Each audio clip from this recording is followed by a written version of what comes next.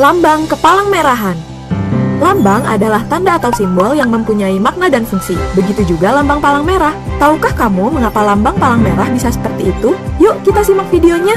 Pertengahan abad ke-18, Kesatuan Medis Militer belum memiliki lambang yang sama. Mereka seringkali menjadi sasaran penyerangan pihak lawan di medan perang.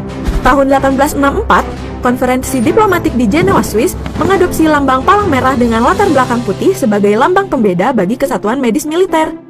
Lambang ini untuk merefleksikan kenetralan dan menjamin perlindungan terhadap kesatuan tersebut.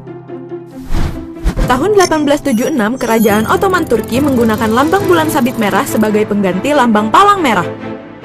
Tahun 1929, konferensi diplomatik mengadopsi bulan sabit merah dan singa matahari merah sebagai tanda pembeda atas permintaan Turki, Persia, dan Mesir. Namun, sejak Persia menjadi Republik Iran pada tahun 1980, lambang bulan sabit merah digunakan sebagai pengganti singa dan matahari merah. Sebagai penutup usulan lambang, tahun 2005 disahkan protokol tambahan 3 tentang lambang kristal merah yang berstatus sama dengan dua lambang sebelumnya.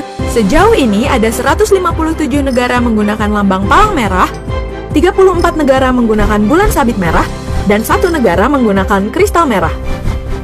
Di Indonesia, Badan Palang Merah dibentuk pada 17 September 1945 dengan nama Palang Merah Indonesia atau PMI dengan ketua pertama Dr. Andes Muhammad Hatta. PMI dibentuk atas perintah Presiden Soekarno pada Menteri Kesehatan Kabinet 1, Dr. Buntaran Martoatmojo. PMI diakui secara internasional oleh ICRC dan IFRC pada tahun 1950.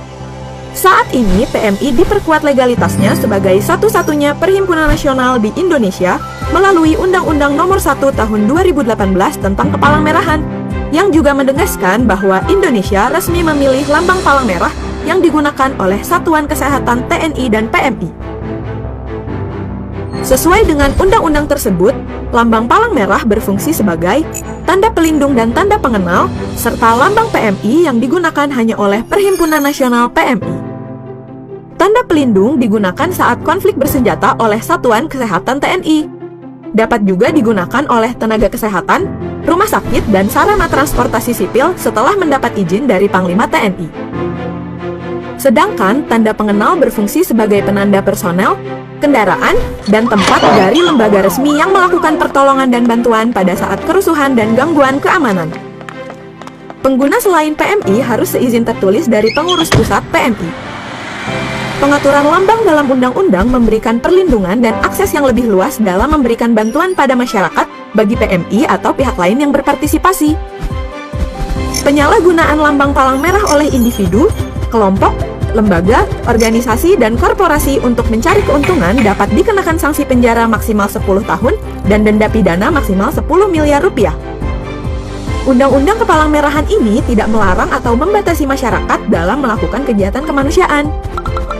Undang-undang ini khusus untuk mengatur penyelenggaraan Kepalang Merahan yang dilakukan oleh PMI bersama masyarakat.